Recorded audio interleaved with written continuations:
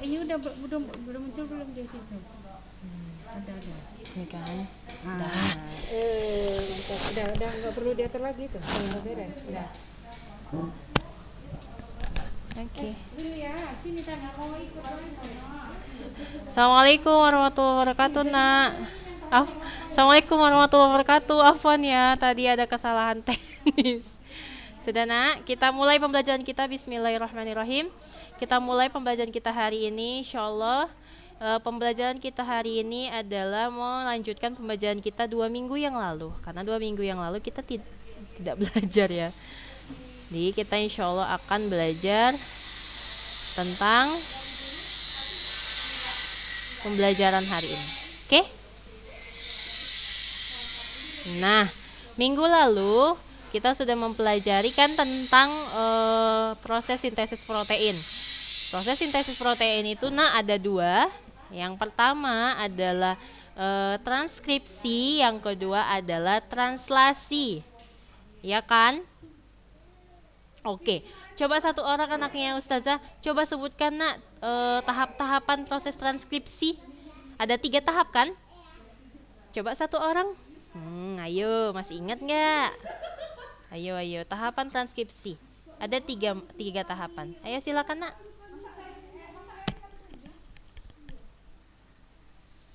Udah lupa, ayo. Tahapan transkripsi ada 3. Yang pertama, menempel dulu dia. Ayo Tasya. Ayo Tasya, Nak. Inisiasi. Elongasi. Lanjut. Eliminasi. Terminasi. Terminasi apa eliminasi? Terminasi. Eliminasi. Terminasi ya Nak ya. Ada? Oke, alhamdulillah. Nah, kita lanjut. Karena udah mengerti kemarin tentang sintesis protein, maka kita lanjut pembelajaran berikutnya, yaitu tentang pola pewarisan sifat. Dan Ustazah apresiasi, alhamdulillah, terima kasih kepada anak-anaknya Ustazah yang sudah mengumpulkan tugas evaluasinya. Nah, yang belum, afwan sekali, tidak Ustazah terima lagi ya Nak, afwan sekali. Sudah, pola pewarisan sifat. Kita lihat satu-satu, oke? Pewarisan sifat itu yang pertama diperkenalkan oleh salah orang ilmuwan yang namanya Georg Johann Mendel atau lebih dikenal dengan Mendel. Dea Rono ya, kenapa ketawa-ketawa di situ? Ayo, Dea Aranoya dulu. Nah, si Mendel itu mengadakan penelitian tentang apa Nak waktu itu Nak?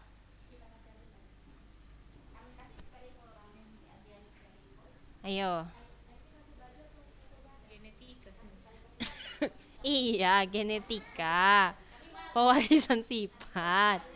Terus dia meneliti tentang apa waktu itu? Apa bahan penelitiannya? Apa objek penelitiannya Dea?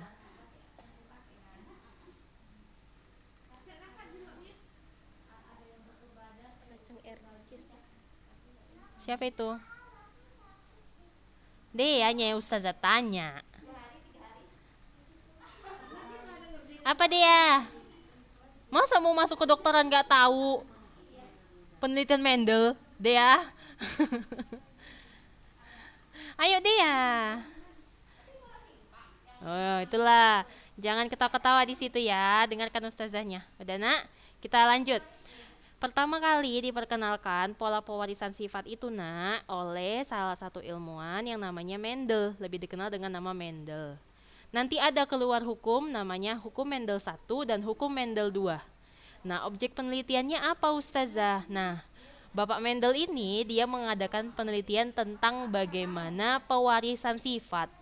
Maksudnya adalah kan ketika indukan, baik itu indukan yang betina dan kawin dengan indukan yang jantan, maka akan menghasilkan anak-anakan yang ada kemiripan dengan indukan yang betina maupun yang indukan jantan. Ya kan Nak? Nah, pola-pola pewarisan sifat itu akan diperkenalkan pertama kali lah oleh si Mendel ini. Dengan objek penelitiannya dia menggunakan tanaman ercis. Tanaman ercis itu sama seperti tanaman kacang kapri, tahu nggak? Pernah makan kacang kapri?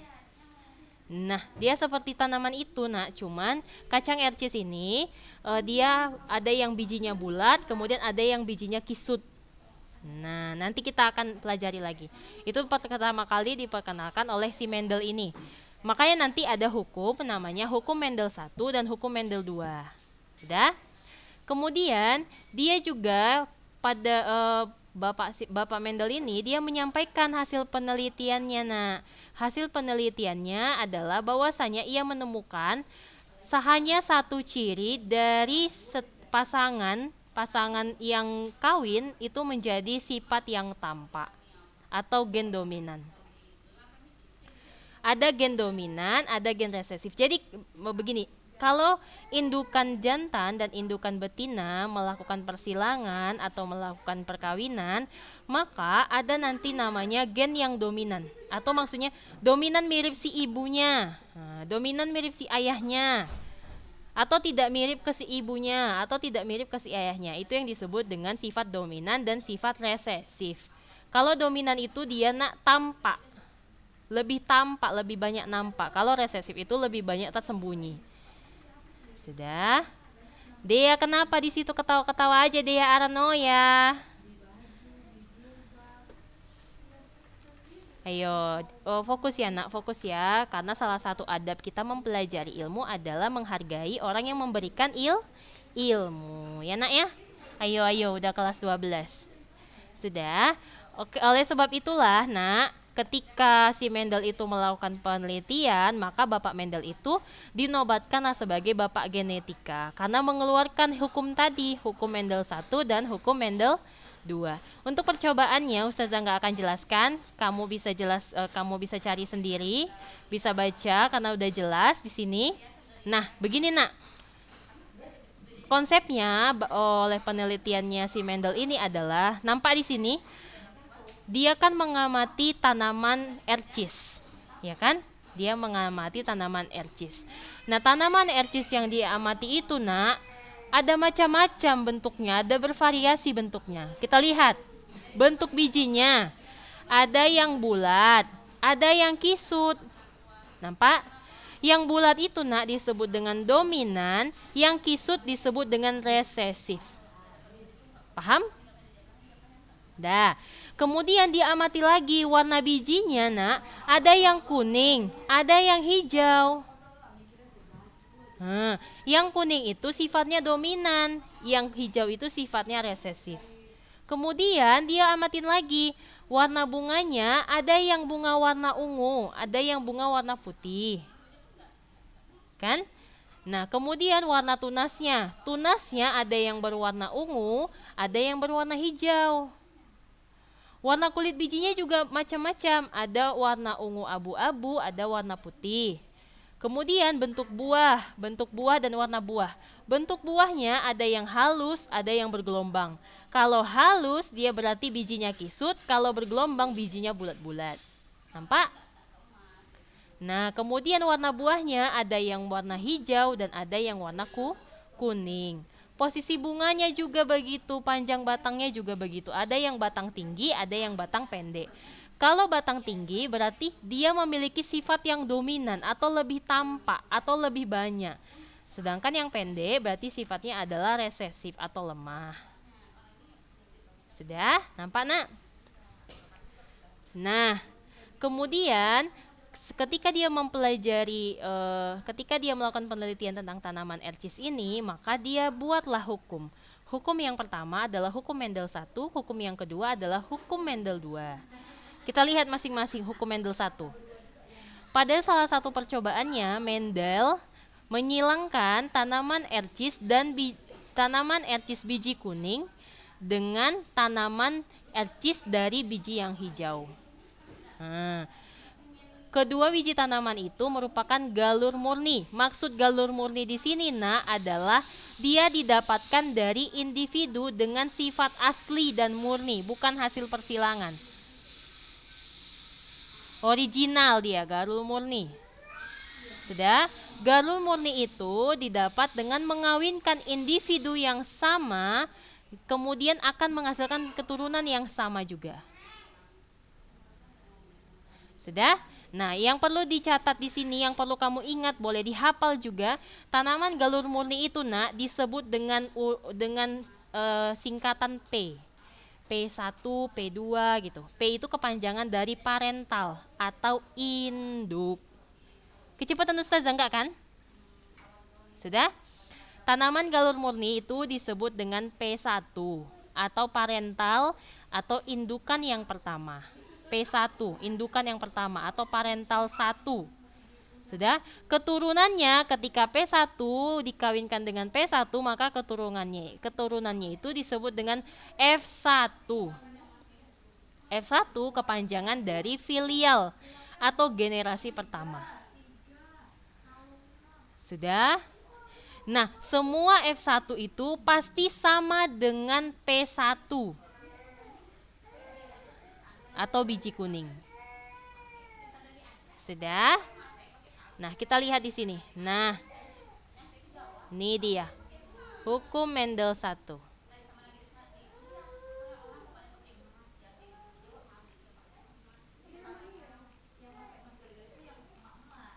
Kita lihat di sini ya, nah, hukum Mendel 1. Kita lihat gambarnya. Silakan Ananda lihat. Nah, ini penyilangan yang dilakukan Mendel. Kita tadi bicara P1 kan? Nih. P1 kan enak ya?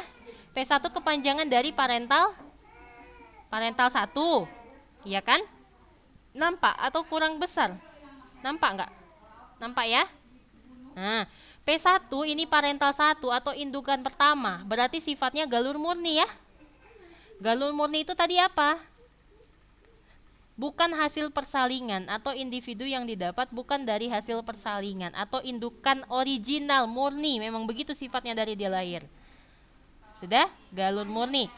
Biji kuning, tanaman ercis biji yang kuning disilangkan atau dikawinkan dengan tanaman ercis biji hijau. Sudah? Kemudian terjadilah persilangan. Nah, hasilnya adalah anakan yang disebut dengan F1. F1 adalah filial pertama atau generasi pertama. Sudah? Kemudian semua F1 ini bijinya kuning. Tadi kita kawinkan biji kuning dengan biji hijau. Hasilnya adalah F1 semuanya biji kuning. Kenapa? Karena biji kuning pada P1 ini dominan. Jadi tertutupi sifat si biji hijau. Makanya anakannya semuanya biji kuning. Sudah? Kemudian F1 itu akan disilangkan dengan F1 lagi. Maka hasilnya adalah F2 atau generasi kedua, filial kedua. Nah, pada generasi kedua ini nak, itu ada yang kuning 3/4 dan ada yang hijau 1/4. Kenapa? Karena pada tanaman F1 dia itu memang warnanya kuning, cuman pembawa sifat hijau karena indukan pertamanya ada yang hijau. Paham? Ketika disilangkan indukan yang pertama, maka hasil generasi pertamanya adalah kuning semua karena tadi sifat si biji kuning itu dominan kan? Nah, ketika F1 disilangkan dengan F1, biji kuning hasil persilangan yang di atas disilangkan dengan F1 juga, maka hasilnya ada yang hijau. Kenapa? Karena sudah generasi kedua. Sudah, hasilnya adalah 1/4 biji yang hijau dan 3/4 biji yang kuning.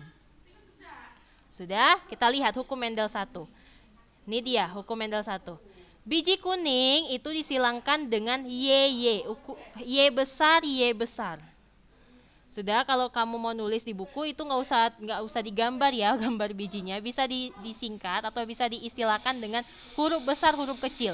Huruf besar, Y besar dan Y besar itu menunjukkan bahwasanya dia memiliki sifat dominan, biji kuning. Kemudian kita silangkan dengan biji hijau atau Y kecil, Y kecil. Nampak sini nah hurufnya? Y besar, Y besar, Y kecil. Nampak ya? Nah, Y besar dan Y kecil itu menunjukkan ketika Y-nya besar maka sifatnya dominan atau biji kuning.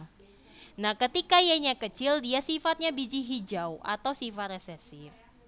Sudah, disilangkanlah, kita ambil gametnya. Gametnya adalah Y. Y besar 1, Y kecil 1. Ya nak ya? Maka hasil F1-nya adalah Y besar, Y kecil. Aduh, ini enak kali kalau dituliskan ya. Kalau dijelaskan gini nggak nangkep nanti anak-anaknya Ustazah. Oke, bentar. Ustazah buka dulu Google Word-nya. Sudah? Ustazah buka dulu Word-nya ya, bentar ya nak ya. Nah, kalau dijelaskan kayak gini aja nanti nggak ngerti dia, nggak ngerti anaknya Ustazah. Nah, aduh.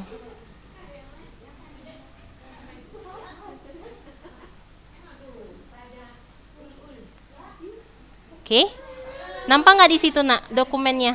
Nampak nggak nak? Nampak nggak? Nampak. Dokumen baru nampak di situ ya?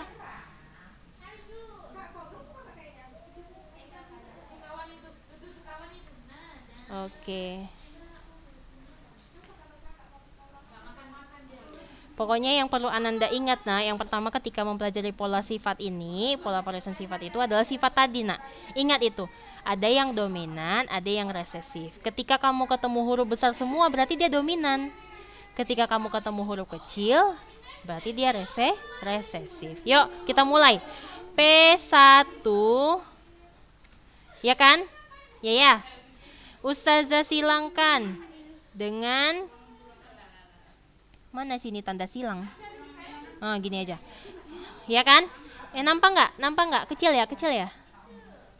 Oke, Ustazah besarkan. Nampak nak?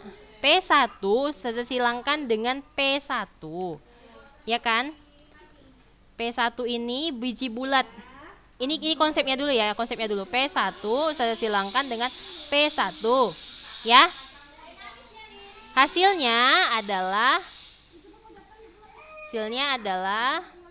F1, ya? Ya kan? Kemudian F1 Ustazah silangkan dengan F1. Ya? Hasilnya adalah F2. Paham? Jadi kalau P1 itu adalah parental, indukan pertama atau galur murni. Nah, ini kawin dia, terjadi persilangan, maka hasilnya adalah F1. F1 itu adalah generasi pertama. Nah, sedangkan F2 adalah generasi kedua. Ini Ustazah kasih ininya ya, parental pertama, ya. P1 ya. Kemudian yang F1 ini adalah filial atau generasi pertama. Kemudian F2 adalah filial kedua atau generasi kedua. Ya nak ya? Udah? Paham konsep ini nih? Paham? Oke, kita lanjut. Kita masuk tadi yang si tanaman ercis. Mendel menyilangkan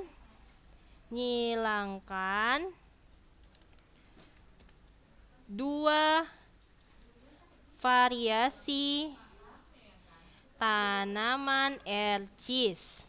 Ya, nampak ya? Nampak nggak? Nampak nggak Ustazah catat itu? Nampak ya? Nah, kemudian yang disilangkan oleh Bapak Mendel adalah tanaman biji bulat kuning. Kan? Ya kan nak ya? Kemudian disilangkanlah dengan biji bukan biji bulat, biji kuning dengan biji hijau. Ya. Nah, lihat di sini. Biji kuning itu Ustazah lambangkan dengan Y besar. Nampak? Nampak nak? Ya. Biji hijau Ustazah istilahkan dengan Y kecil, Y kecil. Kenapa? Karena dia punya sifat resesif. Ini parental pertama. Ini F1. Ini P1-nya. Dah. Nampak situ? Oke. Hasilnya, hasil dari persilangan ini adalah F1. Ya nak ya? F1, ya kan? Oh, tunggu dulu. Sebelum F1. G1 dulu. Gamet pertama, kita cari gametnya. Biji kuning, gametnya apa nak? Tengok sini, biji kuning gametnya Y besar. Biji hijau gametnya Y kecil. Sudah? Ya. Kemudian hasilnya adalah F1. F1-nya adalah apa nak? Y besar, Y kecil. Atau biji